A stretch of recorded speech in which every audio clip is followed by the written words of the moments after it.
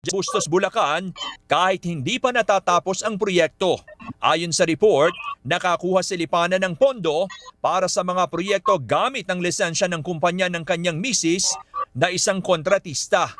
Pero hindi nakapag-deliver si Hernandez ng pera kay Lipana dahil nabawas na ito bago pa nakarating ang pondo sa distrito.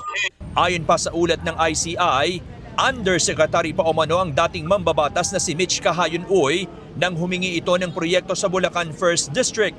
Taong 2022, humingi umano si Cahayon ng 10% mula sa 411 million pesos na halaga ng proyekto na isiningit sa pambansang budget at naibigay umano ito sa kanya sa isang restaurant sa Commonwealth Avenue.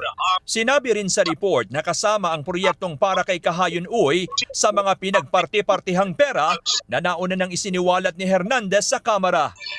Dati nang itinanggi ni Cahayon Uy na nakinabang siya sa flood control projects at wala umano siyang ugnayan kay Hernandez o Alcantara.